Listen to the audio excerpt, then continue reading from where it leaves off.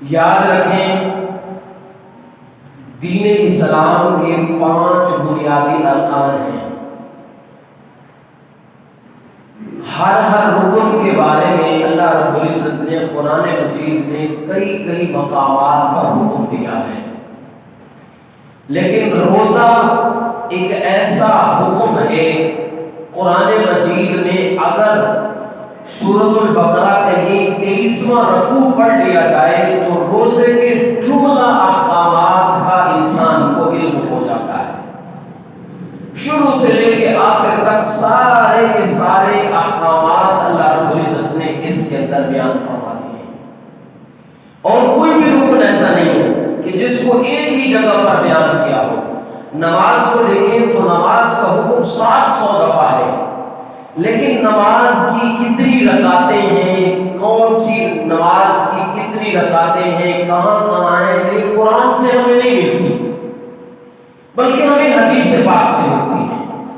اسی طرح زکوٰۃ کو دیکھیں تو زکوٰۃ کے احکامات ضرور ہیں، لیکن زکوٰۃ کی اس کی کیا ریشو ہے، کس کو دینا چاہیے، کتنا اس کا سلیبس ہے، کتنی اس کی مقدار ہے، کس کو دیں، یہ ایک ہی جگہ پہ نہیں ملتی، بلکہ اس میں بھی ہمیں حدیث کا سہارا لینا پڑتا ہے۔ اسی طرح اگر ہم حج کو دیکھیں تو حج میں بھی مکی صورتوں میں بھی ایک آدھی جگہ پہ، مدنی صورتوں میں، لیکن الگ الگ ہے۔ سورۃ الحج میں ہے، سورۃ البقرہ کے اس 23ویں رکوع کے آگے ایک پورا 2 رکوع حج کے بارے میں اللہ رب العزت نے بیان فرمایا ہے، اور اسی طرح صفا مروا یہ 22ویں رکوع سے پہلے سورۃ البقرہ میں موجود ہے، لیکن حج کی فرضیت سورۃ آل عمران میں اللہ رب العزت نے بیان فرمائی۔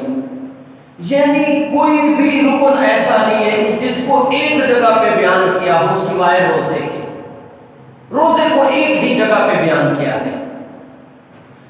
اور یاد رکھیں تمہیدی طور پہ کہ اہل عرب میں اہل مکہ لگا لیں، قریش لگا لیں، اور ان کے ماننے والے ساتھ والے جتنے بھی قبائل تھے وہ سارے کے سارے روزے کی عبادت سے ناآشنا تھے، روزے کی عبادت نہیں تھی ان لوگوں میں۔ نماز تھی، اس کا طریقہ الگ بنایا ہوا تھا کہ قرآن نے سورۃ انفال میں خود فرمایا مقام والا تصدیہ، سیٹیاں اور تالیاں بجاتے تھے، شور مچاتے تھے، لیکن نماز کا تصور تھا۔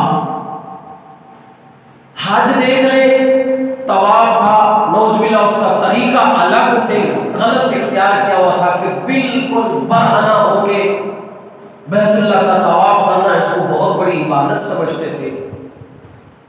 اور اسی طرح صدقات وغیرہ کو دیکھیں تو بہت زیادہ لوگوں کو کھانے وغیرہ یہ کھلاتے تھے، لیکن روزے کا تصور اہل عرب میں نہیں تھا۔ ہاں لفظ صوم یہ ضرور استعمال کرتے تھے۔ لفظ صوم کس لیے؟ اہل عرب کا جو معیشت تھی وہ تھا جنگ کرنا، جا کے حملہ کر کے مال لوٹ لے کے آ جانا، یہ تھا، اور اس کے لیے یہ استعمال کرتے تھے 2 جانور، ایک اونٹ اور ایک گھوڑا۔ اونٹ جو تھا وہ ایسا تھا کہ وہ بھاگ نہیں سکتا تھا، لیکن اونٹ کے اندر اتنی طاقت ضرور تھی اگر اس کو کئی دن آپ کھانا نہ دیں وہ زندہ رہ سکتا ہے، لیکن بھاگنے میں تیز نہیں ہے بنسبت گھوڑے کے۔ تو اہل عرب گھوڑے کو تیار کرتے تھے، کیونکہ جاتے ہیں تو تیزی سے واپس آنا ہے ہم نے، تو گھوڑے کو یہ کیا کرتے تھے، تیار کرتے تھے، اس کو کھانا نہ دینا، ان کے ہاں ایک دھوپ میں کھڑا کر دینا گھوڑے کو کہ اس کو ہم تیار کر رہے تھے۔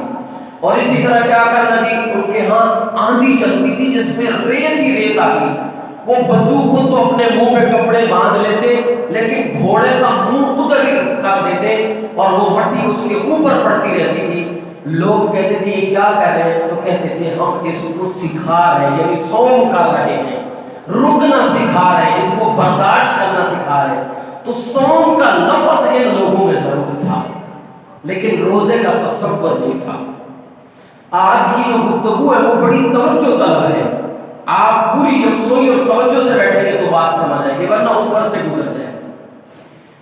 مکی دور کا اگر ہم مطالعہ تو حضور کے مکی دور سے ہمیں روزے کا کوئی تصور نہیں تھا، روزہ مکی دور میں نہیں تھا۔ جب حضور مکہ کو چھوڑ کے مدینہ تشریف لے گئے، وہاں پہنچے تو دیکھا یہودی روزہ رکھتے تھے یوم عاشورہ کا۔ حضور نے پوچھا کہ بھئی یہ تم روزہ کس لیے رکھتے ہو؟ تو انہوں نے فرمایا جی ہم شکرانے کے طور پہ روزہ رکھتے ہیں یوم عاشورہ کا، اس دن اللہ نے ہمیں نجات دی تھی فرعون سے، یعنی 10 محرم کو ہم فرعون سے بچے تھے، فرعون ڈبویا تھا اور ہم بچ گئے تھے، اس کے شکر میں ہم کیا کرتے ہیں؟ روزہ رکھتے ہیں۔ تو حضور علیہ السلام نے فرمایا موسیٰ تو ہمارے تم سے بھی زیادہ بھائی ہیں، ہم بھی روزہ رکھیں گے۔ حضور نے صحابہ کو حکم دیا، یوم عاشورہ کا روزہ شروع ہوا مدنی دور سے۔ تو حضور علیہ السلام نے پھر صحابہ کو فرمایا کہ دیکھو بھائی ہم نہ ان کی مخالفت کریں گے، یا تو 9 اور 10 کا روزہ رکھیں گے یا 10 اور 11 کا روزہ رکھیں گے، تاکہ یہود کی مخالفت ہو جائے، ان سے مشابہت نہ ہو۔ روزہ رکھنا شروع کیا، کچھ عرصے کے بعد سورۃ البقرہ کے رکوع نمبر 23 کی یہ والی آیت اللہ رب العزت نے نازل فرمائی، یا ایھا الذین آمنوا کتب علیکم الصیام کما کتب علی الذین من قبلکم لعلکم تتقون ایاما معدودات۔ یہ 2 والی آیتیں، یہاں میں ایک بات آپ کو واضح کرنا چلوں، ہمارے ممبر پہ بیٹھنے والے اور اکثر جید علماء، میں کوئی بڑا عالم نہیں ہوں، میں طالب علم ہوں، لیکن جو چیز سامنے ہوئی ہے وہ آپ بھی اس چیز کا اقرار کریں گے۔ اس آیت سے، ان 2 آیتوں سے وہ مراد لیتے ہیں کہ اس سے مراد رمضان کے روزے، کہ رمضان کی فرضی ہے، رمضان کے روزے ہیں۔ حالانکہ یہ اللہ رب العزت نے ایام 20 کے جو ہم 3 روزے رکھتے ہیں اس کے بارے میں ہے، کیونکہ اب اللہ رب العزت نے مسلمانوں کو روزے کی طرف لانا تھا، تو اب ایک ہی دم 30 یا 29 روزوں کا کہہ دینا، اور کبھی مئی میں، جون جولائی میں بھی روزے آتے ہیں، وہ تو بڑے قہر کے دن ہوتے ہیں، گرمی سخت، تو ان کو عادت پڑوانے کے لیے اللہ رب العزت نے 3 روزے 13، 14، 15 ہر مہینے کی یہ فرض کیے، واجب کیے۔ وجوب علی التخییر، اس کی وضاحت میں کرتا ہوں، واجب کر دی 3 روزے، بھئی 3 روزے رکھو۔ وجوب علی التخییر کا مطلب کیا ہے؟ وجوب علی التخییر کا مطلب یہ ہے کہ اس کے ساتھ 2 تمہیں اختیار بھی ہیں۔ ایک تو یہ کہ اگر کوئی بندہ ان دنوں میں بیمار ہے یا مسافر ہے تو یہ بندہ اگر روزہ نہیں رکھنا چاہتا نہ رکھے، اگلے دنوں میں پورا کر لے۔ 13، 14، 15 کو مسافر تھا نہیں رکھ سکا، 20، 21، 22 کو رکھ لے کیونکہ واجب تھا روزہ۔ اس کے علاوہ دوسرا اختیار اس کو کیا ملا؟ دوسرا اختیار یہ ملا، اگر کوئی آدمی طاقت رکھتا ہے، اس کے اندر روزہ رکھنے کی طاقت ہے، لیکن وہ پھر روزہ نہیں رکھتا، تو اللہ رب العزت نے فرمایا ففدیہ، تم فدیہ دے دو۔ روزہ نہیں رکھنا چاہتے، یہ اختیار ہے۔ اور یاد رکھیں یہ کون سے روزے تھے؟ ایام 20 والے رمضان کے روزے نہیں تھے جو 13، 14، 15 کا روزہ رکھا جاتا ہے، یہ وہ روزہ تھا جس کے ساتھ ہی اللہ رب العزت نے فرمایا ففدیہ، کہ تم کیا کر دو جی؟ فدیہ دے دو، اگر نہیں رکھنا چاہتے تو، طاقت کے باوجود بھی۔ تو یہ ایام 20 تھے، یہ روزے تھے۔ اب ہماری بدقسمتی یہ ہے، ہم لوگوں نے ان روزوں کو رمضان کے روزے بنایا اور ساتھ میں یہ حکم اٹیچ کر دیا ففدیہ، تم چاہو تو کیا کر دو جی؟ فدیہ دے دو۔ رمضان میں تھوڑا سا بخار ہوا، روزہ چھوڑ دیا، اور کیوں جی روزہ کیوں نہیں رکھا؟ وہ جی میں نے 500 روپیہ غریب کو فدیہ دے دیا، وہ میرا روزہ رکھ لے گا، لہذا میرا روزہ ختم۔ ایسا کرتے ہیں کہ نہیں کرتے ہیں؟ ایسا ہی کرتے ہیں سب کے سب، کہ رمضان کا روزہ نہیں رکھا فدیہ دے دیا۔ ایسا نہیں ہے، یہ جو حکم ہے یہ ایام 20 کے روزوں کے لیے تھا، جو اللہ رب العزت نے فرمایا اگر تم طاقت نہیں رکھتے सकते या वैसे नहीं रखना चाहते तो फिदिया दे दो। अब तर्जुमा देखें तो इंशाल्लाह समझ आ जाएगी। देखिए जी, या अय्युहल्लज़ीना आमनू कुतिबा अलैकुमुस्सियाम, ऐ ईमान वालों फर्ज किए हमने तुम पे रोजे, कमा कुतिबा अलल्लज़ीना मिन क़ब्लिकुम, जैसे कि हमने फर्ज किए थे रोजे तुमसे पहले, लअल्लकुम तत्तकून, ताकि तुम मुत्तकी बन जाओ। रोजे की हिकमतें क्या है इंशाल्लाह इस पे बाद में मैं बात करूंगा। आगे फरमाया अय्याम मादूदात, वो चंद गिने चुने दिन हैं।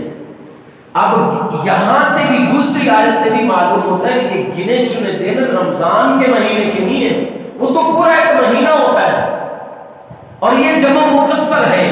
अरबी के कायदे में जमा मुकस्सर का इतलाक 3 से लेकर 9 तक के हिंद से पर होता है, इससे ज्यादा पर नहीं। तो अय्याम मादूदात का लफ्ज भी बता रहा है कि ये जो रोजे थे ये रमजान के नहीं थे। उसके साथ इख्तियार क्या दिया?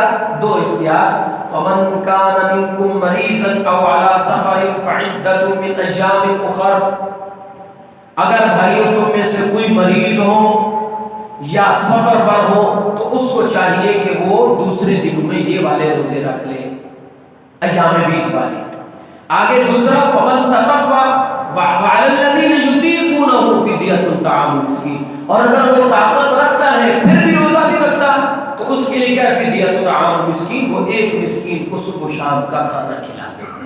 खाना खिला दे, उससे वो रोजा साबित हो जाएगा, उसको कोई गुनाह नहीं मिलेगा, अय्याम 20 वाला। और आगे फरमाया फमन ततव्वा खैरन फहुव खैरुल लह, अगर तुम नेकी में बढ़ना चाहो तो ये तुम्हारे लिए और ज्यादा बेहतर है। एक मस्कीन को खाना खिलाने का हुक्म है, आप 2 को, 3 को, 4 को, 5 को, जितना ज्यादा को खिलाना चाहे खिला सकते हैं नेकी में। लेकिन आगे फरमाया व अन तसूमू खैरुल लकुम इन कुंतुम ताअलमून, याद रखो अगर तुम अय्याम 20 के रोजे रख लोगे तो ये तुम्हारे लिए बहुत बेहतर होगा, ये तुम्हारे लिए बेहतर होगा अगर तुम रोजा रख लोगे तो। और अय्याम 20 के रोजे आज हुजूर अलैहिस्सलाम के साथ मुशाबहत इख्तियार करने वाले हमारे कई लोग ऐसे हैं जो नफली इबादत में भी हुजूर के साथ क्या करते हैं? अपनी मुशाबहत इख्तियार करते हैं। हम सबको करनी चाहिए। वो लोग भी 13, 14, 15 का अब भी रोजा रखते हैं, अब भी वो रोजा रखते हैं। और हुजूर की सुन्नत थी आप जुमेरात और सोमवार का भी रोजा अक्सर रखते थे और लोग रखते हैं। मेरी मस्जिद के नमाजियों में 2-3 लोग ऐसे हैं जो रखते हैं। हमारे सरगोदा में एक कारी साहब थे, मैंने उनको जब से देखा था, हमने उनसे पूछा, कारी साहब उनका इंतकाल हो गया, अल्लाह ताला जन्नत नसीब फरमाए, 60 साल से सोमवार, जुमेरात या 13, 14, 15 का रोजा रख रहे थे, हर सोमवार और जुमेरात का। और ऐसा अल्लाह रब्बुल इज्जत ने नूर अता फरमाया कि नमाज पढ़ा रहे थे, मुसल्ले पे अल्लाह रब्बुल इज्जत ने नूर ले लिया। कि जब इंसान कुछ करता है तो अल्लाह रब्बुल इज्जत ने दुनिया वालों को दिखा देता है कि देखो इसने कुर्बानी कितनी दी और हमने इसको इनाम कितना बड़ा दिया। इससे बड़ी क्या खुशकिस्मती है कि इंसान अल्लाह की सजदा रेज़ हो और अल्लाह उसकी रूह को क्या कर ले, बुला ले अपने पास। नमाजी पढ़े रहे, थोड़ी देर के बाद एक नमाजी ने सर उठा कर देखा तो कारी साहब सोए हुए पड़े, जाके हाथ लगाया तो गिर गए। तो ये नेक रूह है। तो लोग क्या करते हैं? मुशाबहत इख्तियार करते हैं। अगला हुक्म, ये पहला हुक्म था रोजे का जो नाज़िल हुआ, और वो कौन सा था जी? अय्याम 20 का। अब दूसरा हुक्म, शहर रमज़ान अल्लज़ी उनज़िला फ़ीहिल क़ुरआन हुदल लिन्नासि व बय्यिनातिन मिनल हुदा वल फ़ुरक़ान फ़मन शहिद मिनकुमुश-शहर फ़ल्यसुम। रमजान में कुरान नाज़िल हुआ, इसमें इंशाअल्लाह हम बात करेंगे, लेकिन जो बात है यहाँ पे फ़मन शहिद मिनकुमुश-शहर फ़ल्यसुम, ये है माह रमजान के रोजे। अगर कोई साथी रमजान का महीना पाले तो उसके लिए हुक्म है, अम्र मुतलक है कि वो रमजान के रोजे रखे ही रखे, उसको छुट्टी नहीं है। वो बीमार हुआ तो उसके लिए ये नहीं है कि छोड़ दे रोजा और मामला खत्म या फिदिया दे दे। भाइयों फिर सुन लो, रमजान का रोजा फर्ज ऐन है। अगर किसी ने छोड़ा किसी बीमारी की वजह से या सफर की वजह से, उस आदमी को बाद में रोजा रखना पड़ेगा, फिदिये से काम नहीं चलेगा। रमजान का रोजा अगर रह गया یا بیماری کی وجہ سے تو رمضان کا روزہ دوبارہ رکھنا پڑے گا، فدیے سے کام نہیں چلے گا۔ اس بات کو لکھ لیں دل کی تختی پہ اور بتائیں لوگوں کو، فدیے سے رمضان کا روزہ ساقط نہیں ہوتا۔ تو فرمایا فمن شہد منکم الشہر فلیصم، تم میں سے جو کوئی رمضان کا مہینہ پائے تو اس کو چاہیے کہ وہ کیا کرے، روزہ رکھے۔ آگے کیا بتایا، اس کے جو دو حکم جو پچھلے روزے میں فرمایا، اگر طاقت کے بعد بھی نہیں رکھے گا تو فدیہ دے دے، وہ والا حکم ساقط ہو گیا۔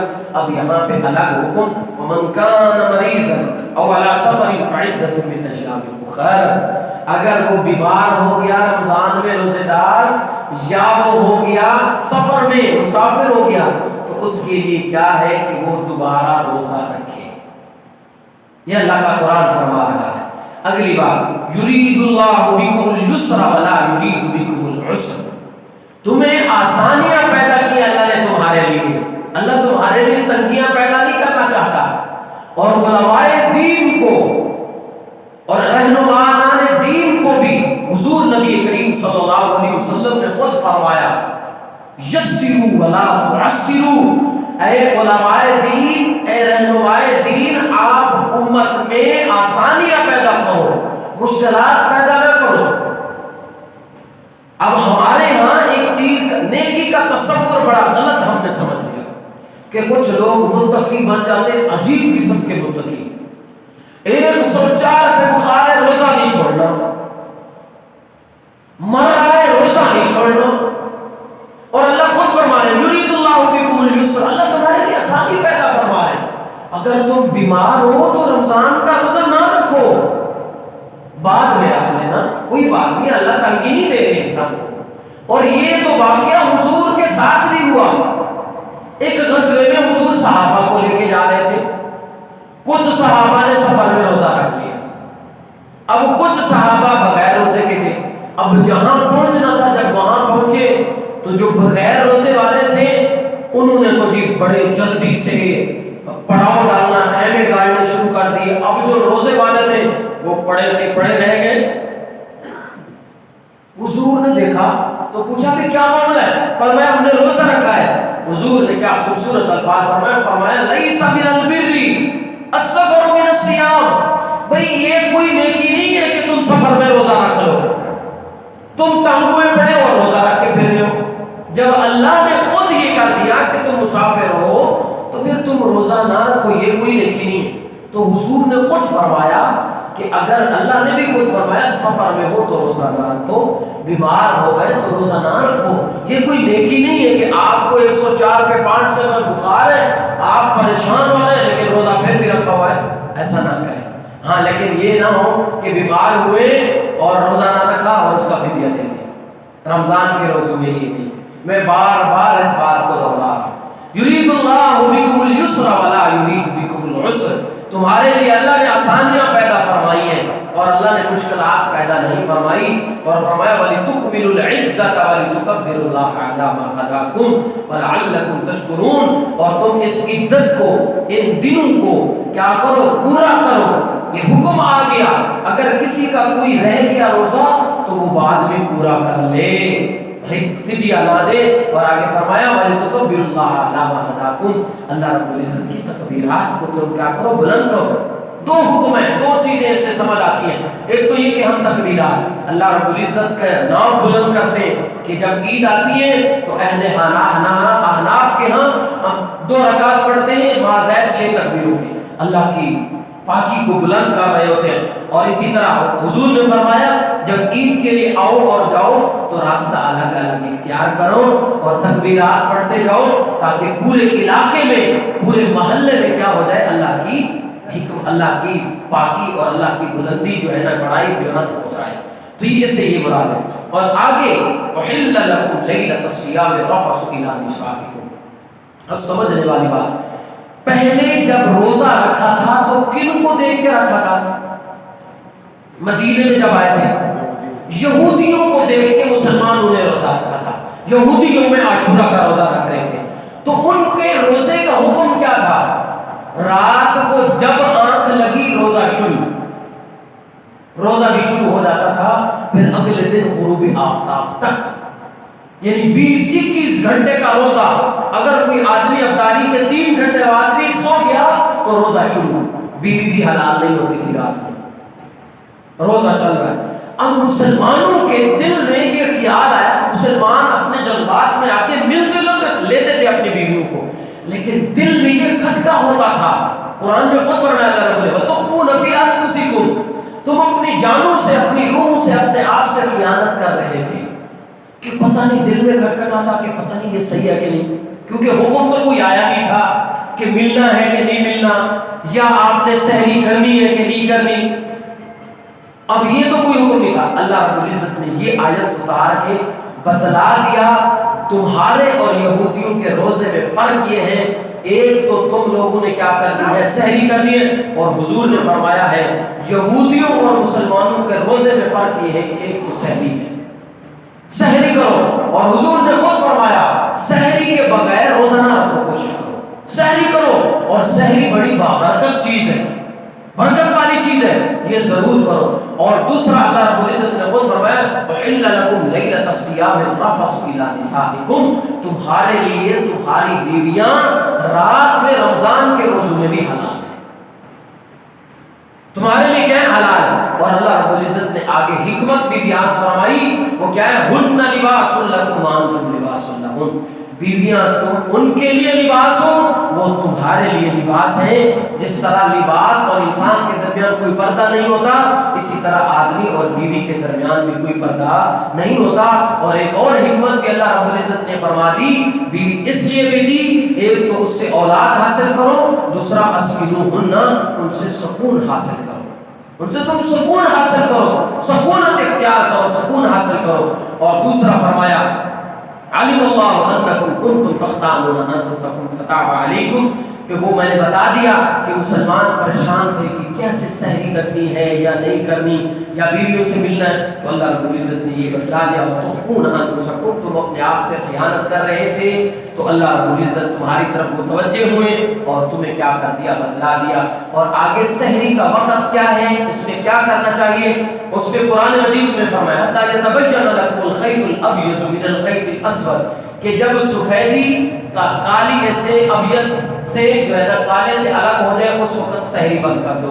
صحابہ نے اس کا لفظی معنی سمجھا، صحابہ کیا کرتے تھے، تکیے کے اندر 2 دھاگے رکھ لیتے تھے، ایک کالا اور ایک سفید، اور جب دیکھے سوتے تھے تو وہ جب اٹھتے تھے دیکھتے کہ اگر دھاگے الگ ہیں تو صحابہ سمجھتے تھے کہ سحری کا وقت ختم ہو گیا، حالانکہ وہ ایک افق پہ روشنی چڑھتی ہے، اس سے مراد یہ ہوتا ہے کہ اب سحری کا وقت۔ اور ہمارے ہاں ایک اور بھی بات یاد رکھیں، آسانی ہے، اگر آپ میں کوئی روزے دار لیٹ اٹھا، اب وہ اس کے ہاتھ میں پیالہ ہے، حضور نے فرمایا، اور ادھر سے مؤذن نے اذان دینی شروع کر دی، تو حضور نے فرمایا اس کے ہاتھ میں جو پیالہ ہے پانی کا یا کسی چیز کا، اس کو پورا کر لیں، اس کے لیے یہ آسانی ہے۔ ہمارے معاشرے میں کیا ہوتا ہے کہ آزان جیسے ہی آئی اگر کسی بندے نے پی لیا تو ہم نے گھروں میں دیکھا ہے اس کو سارا دن ہی میڑے مارتے ہیں کہ تیرا روزہ نہیں ہو جائے۔ ایسا نہیں ہے، آسانی ہے دین میں،